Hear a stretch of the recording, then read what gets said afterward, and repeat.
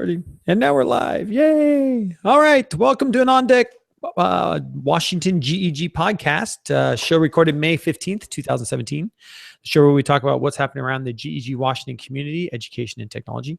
You can join us live on YouTube or after the show on iTunes, Google Music, and everywhere else around the internet. You just have to do a search for GEG WA, and you'll find both the Google community and our podcast all over the place. Thanks to Justin, who downloads this, throws it in MP3 format, and throws it up on his blog that's tied to our iTunes channel. So that works out great.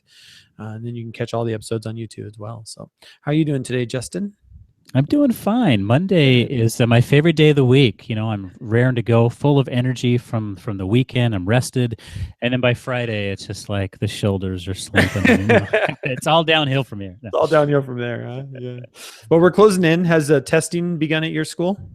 Yeah, so we're finished with both our middle school and our elementary school testing here on Mercer Island.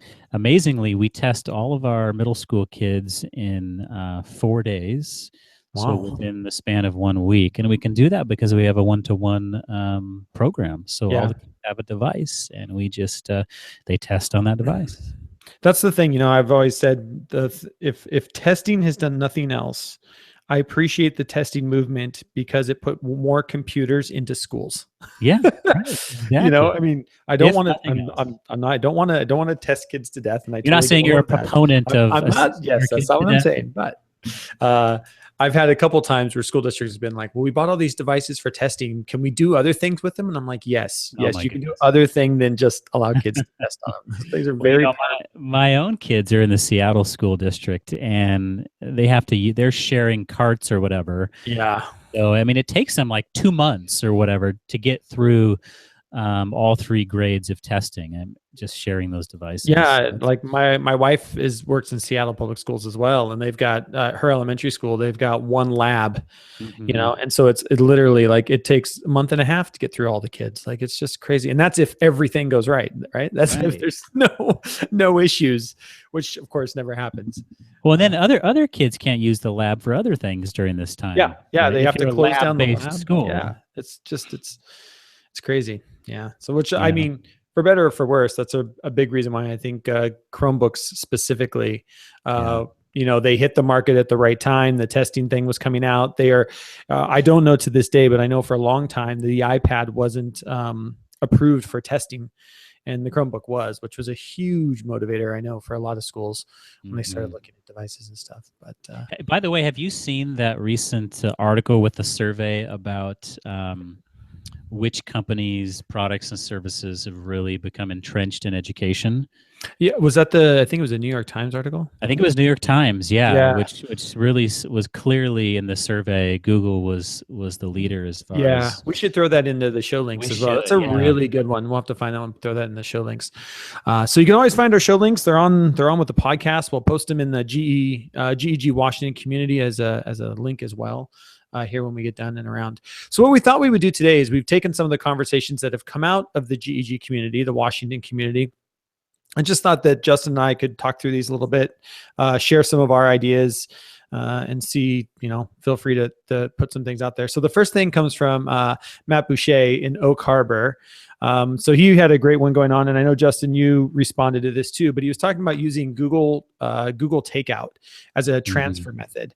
I've known that it's available. I've never heard of a school district openly allowing kids and teachers to use it. I think you have to turn it on the admin level within an educational domain to allow that to happen. You do. Yeah.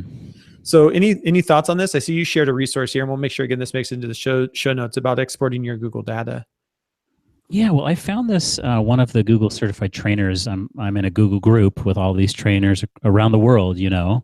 Yeah. And she created this Google Doc with a table that describes the difference between Google Takeout versus the ability that you can give kids to transfer content from their G Suite for EDU to their personal Gmail. And so I'm just looking at this doc right now. So for example, do you see like row 4, how data is transferred? Yeah. If you use transfer your content, which is the newer element that's been adapted for education. It directly transfers everything from your Drive and your Gmails to your personal Google. Yeah, that's, it's worth taking a look at. And again, I think, as we continue to go down this road, there's a lot of kids, excuse me, when they leave a school district or even when they graduate, want to take a ton of stuff with them, and I'm even thinking like that, the idea there on that doc, and again, we'll share that doc with everyone, but that doc that you found, if kids are creating YouTube videos for school projects and they're putting them on their school YouTube channel, to be able to take that stuff to university with you, is a huge benefit to kids. So any of that kind of stuff we can get out. My workaround was always usually with teachers. Teachers always want to know how to get their files. Files was always the number one thing. Teachers didn't so much worry about email and stuff that I worked with. So my workaround was always like, just put all your Google Drive files into a folder, download it into a zip file, move it over to your personal and re-upload it. That's way faster than, sharing ownership and having to share everything and blah, blah, blah, blah, blah. So that's my shortcut that I've always shared with people. Yeah. I mean, I think that's the way that most industries transfer large numbers of files, is via zipping them, right? Yeah.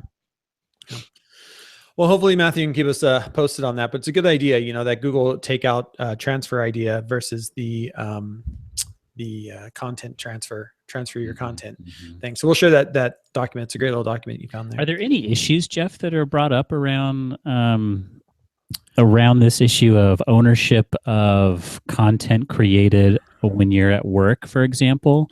I know some districts are really like stickler around, hey, if you're creating something between the hours of 7:30 and 3:15 or whatever, like it belongs to us. It's us, and and you can't just do whatever you can't go sell it on whatever. Pay teachers or whatever. Yeah, I think we had a really good conversation about this up in Marysville with Scott Beebe, the IT director up there, because one of the teachers was asking about it. And basically, I mean, most contracts you have to read. I mean, every teacher can read their contract they have, but I think most contracts still state that.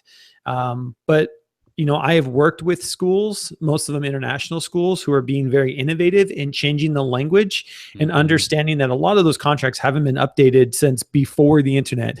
That's right. And so understanding like, if we want you to share, if everybody was to share stuff, we could put pay teachers out of business if everybody just freely gave the really good stuff that they were creating.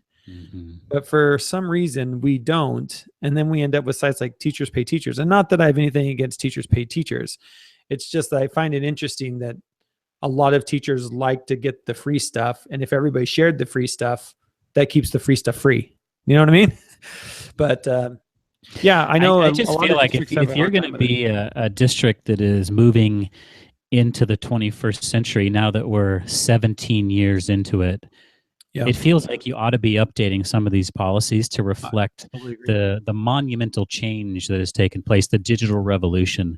If you want to encourage your teachers to create content, you got to let them have some skin in the game, don't you think? I totally agree. I even think about like this podcast. Like if I worked for a school district and this is my half hour after school, I think, this is great professional development for me, which is me using my time wisely. But do they own this? That's right. It's a good question. I have no idea. To me, that I would be very frustrated. But at the same time, I haven't ever heard of a district where a teacher moved districts and took some of the files with them. Ever not saying that they couldn't, but I've never heard where they've come after the teacher and said, we need those lesson plans back. That unit planner that you took is ours. So I don't know. But still, why not be sort of forward looking and say, because we want you to be creative and to develop, and we're going to go ahead and allow you to own this content as long as you allow us to use it while you're employed, or even perhaps after you leave our employees. Exactly. Use your content. Not that you can't also use it and have the rights to it. That's right. And this is where one of the things I talk a lot with teachers is put your stuff out there, Creative Commons, and do you have it? I would love to see school districts even go as far as look, we want you to share. We expect you to share. Here's the hashtag. Every school district has the hashtag. Here's the hashtag you're going to share it with. So you give the school some credit. Let's put some good stuff out there for our schools, that promotes our school in a healthy way. I think if you were being very forward thinking, innovative school, you would be thinking around those type of terms in 2017 and beyond. Cause it's, I don't know. Yeah. I don't know. And like you said, there's a whole nother thing with kids. Like, what do you do with student data? If a student has created all of these Google Docs and then leaves your school, are they allowed to take all of that with them? I mean, we allow them to take, if they were papers, they were always allowed to take them home. Why wouldn't you allow them to take home all of their emails and all of their Google Docs, or, even Drive, 365 Drive files, like whatever they are? Why are we not being more forward in helping kids? Like, I would almost want to be on the other end saying, how do we make sure that kids get to take this stuff? Right. Yeah. I don't know. Good questions. It's a good conversation to have. Fun stuff to have. Yeah, for sure.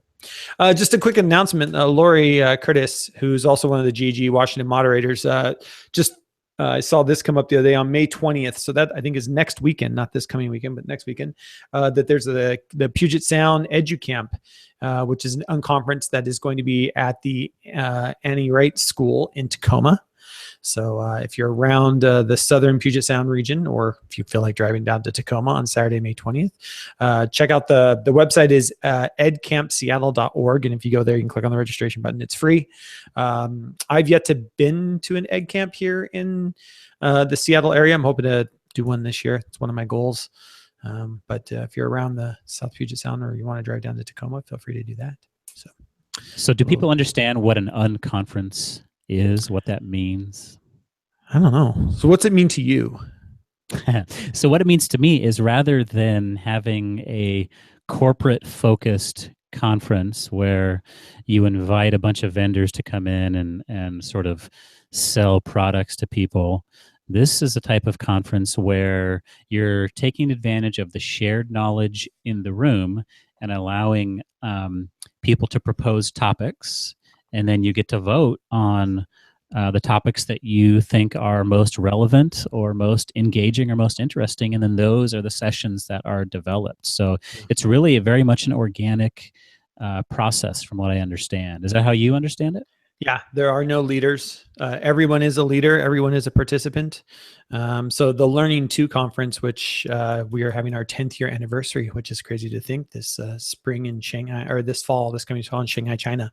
But we've always had an element of an unconference for over 10 years now. We actually had 2 conferences that were completely unconference. So like 3 days of nothing but participant driven. But participants didn't like that. They still wanted some of the traditional type stuff. So we found this happy medium where we have some traditional stuff. But I love unconferences. I've gone to a couple through the years, and they're so good because they're just conversations. And if you go within the mindset, I'm just going to go and have conversations with really smart, passionate people like myself, then you're good to go. That's, that you have to go into them with the mindset of, you are smart, you have something to contribute, you can lead something, and other people will contribute to you in the same. If you're in that mindset, then you kind of get out of it what you put into it, right? Yeah. I mean, they're not sit and get sessions. If you're just going to go there, if you're looking to just sit in the back of the room, they're not for you. But I love them. Ann Morris in Seattle had a really good question. I like this one in the community this week, was, why do so many schools like Canvas? And I think there are 2 reasons. And we were talking a little bit before we pressed record, you and I, Justin. But one of the things I know, and so I went out and found it, but I'll share the link here. But the Washington State Board of Community and Technical Colleges, which is 34 institutions of higher education throughout the state of Washington, in 2012, all chose Canvas as their learning system. So I know that's one reason that I've heard schools, start thinking about, Canvas is always one of the options when they're looking for a full-fledged learning management system, or LMS. Is part of the reason is, if we're preparing kids for the university systems and community colleges here in our state, why not also help them be trained in the same LMS they're going to see when they leave our public schools? Yeah. So we here on Mercer Island a couple of years ago, we went through an LMS adoption process. And so we looked, of course, at Canvas, we looked at Schoology, we looked at Blackboard, we even looked at Google Classroom, But that was one of the major questions we had to decide. And for us, it was also part of the deal was that we'd been using Schoology in our middle school for something like 4 years already. So we had to kind of decide, looking at the two products, did it make more sense for us to be preparing our high school kids for an LMS they were likely to see at the higher ed level, particularly if they go to school in Washington State? Or did it make more sense for us to continue the momentum of a solution that our students and families were already familiar with, and that was Schoology? And so when we looked at the functionality, honestly, the functionality was so similar. And in particular, they both had skyward grading passback functionality.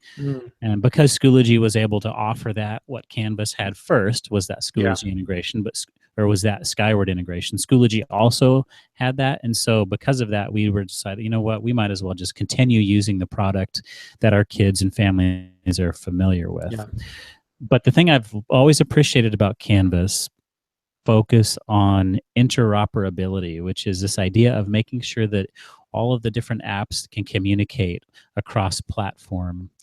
They've really been, I would say, a leader in that movement. And so I really appreciate their company vision and mission.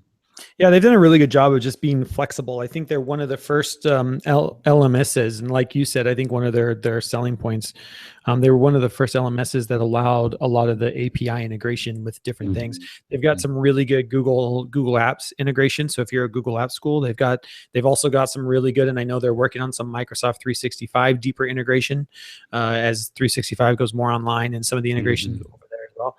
And I think that's where they made a big, they've got so many different ways you can push and pull data in and out of the LMS that makes it flexible. I mean, it connects to your Google Calendar. So, when you have a calendar system inside the LMS and all your kids already have a Google Calendar, those kind of things. I think that made it a win for many. I think what I heard, and this is just what I heard through the grapevine, WSU, my alma mater, is the only one still using Blackboard, right? Everybody else has switched from Blackboard to Canvas in this state, except for right. Yeah, that sounds about right. I'm just like, oh my gosh. So where does Google Classroom fit into this? Like, is it enough? Obviously, Canvas and Schoology, they're premium products you have to pay for on an annual basis, and they're not cheap. Yeah. And I think, if there was a really good conversation about this in the community this over this last week, and I agree with a lot of it. And the way that I help school districts through this is I love Google Classroom as a beginner LMS. For elementary and middle school, it does 99.9% of anything you'll ever need it to do. If you have a teacher who's never used an LMS before, I like Google Classroom because it's a low overhead of getting familiar with how an LMS works. And the thing that I try to just remind people is you start with something basic like Google Classroom, where you at least shift your mindset over what does that do to your classroom and how does that blended classroom work. Because the skills and the knowledge of understanding how you push and pull assignments, how you update calendars, how you run online discussions, it doesn't matter what the tool is. The tool can change, but it's those concepts. And so starting something simple like Google Classroom is very simple. For a lot of teachers, it's a lot less intimidating around the technical part to get into that. And then you can jump into something like Canvas. That is, the learning curve in Canvas or even in Schoology is just a little bit steeper.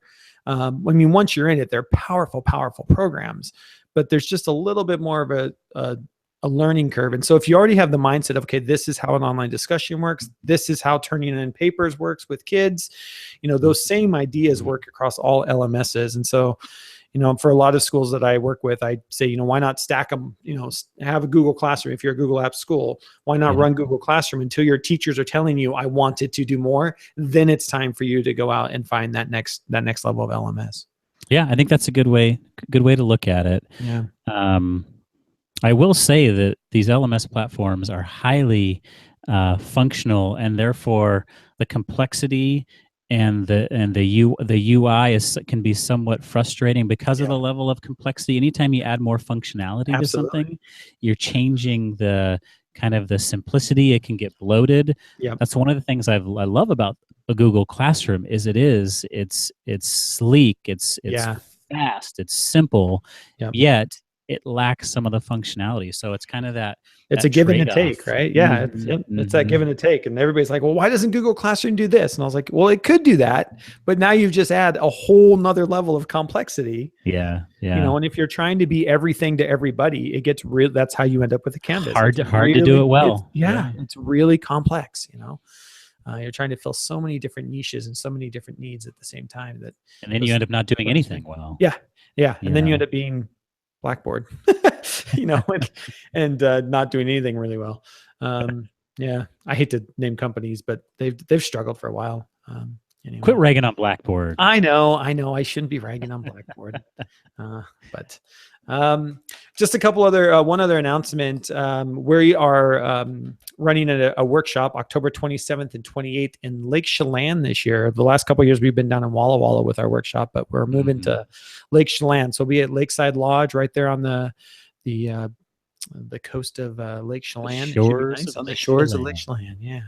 So it should be good. So more information will be coming out. It's going to be called Technology in the Classroom, Moving from Consumers to Creators. It'll be a 2-day workshop. So hopefully some people can join us. So that's October 27th, 28th. More information will be coming.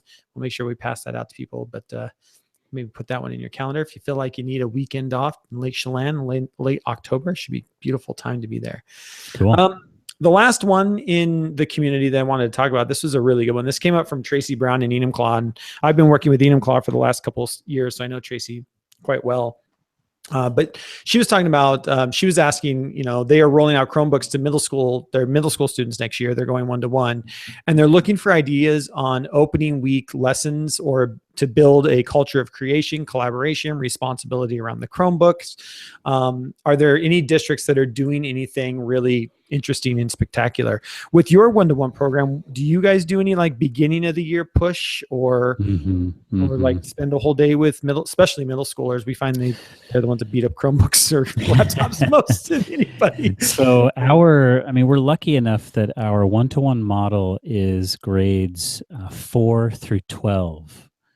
And so when you think about that from a systems perspective, the kids are essentially having the same device. Now the model looks a little different, but they're getting at a young age, as young as 4th grade, and even lower than that.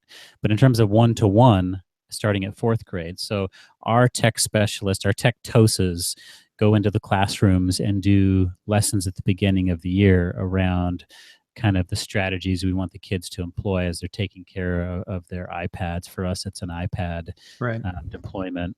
And the same thing happens at our middle school, particularly in 6th grade, as they're new to the school. And then at high school, we, at the beginning of the year, the kids have to go through a bit of a training with me and our other technology TOSAs. And we just make sure we hit the same themes around here are some do's and don'ts, here's how we care for it. And that's one aspect of it. The other aspect that Tracy is asking about is building the culture of how are you going to use the device to enhance what's going on in the classroom. If you're just going to use it to substitute for things that you've been doing for years, that's probably not a great investment of time and energy. So I love the part of her question around building a culture for creation and collaboration. And certainly with Google Docs, you've got a built-in collaboration and creation tool among many other web services that allow for people to collaborate on the creation of a great content. Yeah, I was just going to share this with you and with everyone else. This comes from my friend Heather Dowd, who we actually interviewed here around her book, her classroom management in digital age book. But at her last school, which was the Singapore American school in Singapore, they did a whole 2 days before the beginning of the year boot camp with their middle schoolers, and their looks like she has some badges there. Yes, they badge. The whole thing is based on badges. So the kids had to earn 6 badges, and they were 1-to-1. They were MacBook Airs, so every kid gets a MacBook Air. but they spent the first 2 days going through a really in-depth, again, setting the culture, setting expectations, and they have the entire curriculum online here. So a couple things you'll find here, and we'll make sure that this link's mixed dire, because this to me, or this last one, I guess it looks like it was a 3-day one. I thought it was only 2. But the first thing they do is they set every kid up with a blog, because every student at their school uses a blog for a learning portfolio. Yeah, that's great. So they talk about, setting up your blog. What is the way to use a blog? What are the rules around using a blog? They had a whole session on digital citizenship. And again, the entire curriculum of what they walk these middle schoolers through is all here on their blog. They had to the creation side, they had the productivity and organization, where they send some of the kids through. You can see here, how to get all your stuff in your Google Calendar, how to use your Google Drive, how to set up your YouTube channel, which I thought was so cool. So this is like to start the school year. That's pretty innovative. Many schools around here are still blocking YouTube for kids. And here's a school that's saying, look, we want you creating content. Here's how we're going to set up your channel. We're going to teach you how to make your videos unlisted, so people can't just find them, to keep yourself protected. And then after your really good ones, if you want to, you can always make your really good ones public.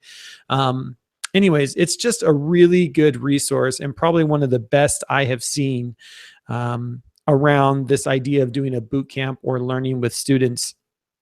So anyways, I'll make sure I share that. Again, that comes from Singapore American School. So it's an international school. They've been one-to-one for quite a few years, but they're just a great resource that they shared all of their information on the web. There's another one there. One I didn't click on the end, is just using your laptop, which is that laptop care part. Especially, it's so funny when I'm working with school districts. 6th grade seems to have more breakage than any other grade anywhere.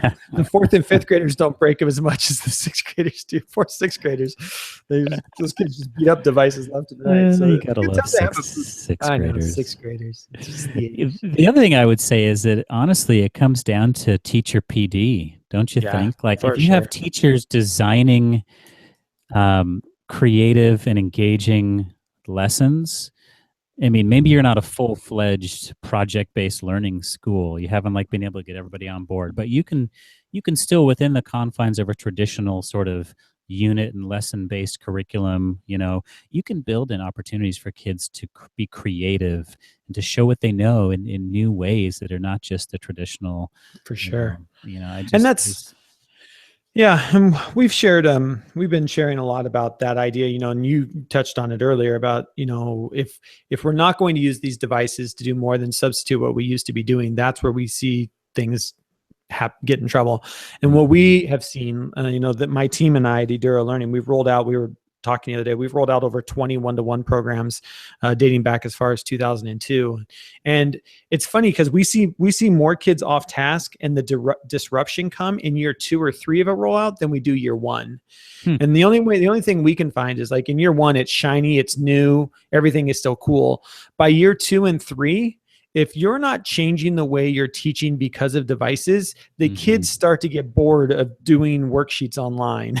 My textbook is now a PDF. Ooh, fascinating. Like, that stuff, like, the interest is worn off. And now we see kids more off task, more distractions in the classroom, because we're not using these really powerful devices in really innovative ways. And that's where the teaching and the PD has to come in. Otherwise, you see them very quickly, they just become another essay writing tool. And there's so much more than that. That's a really good point you bring up. Yeah. Thanks for raising that. Yeah.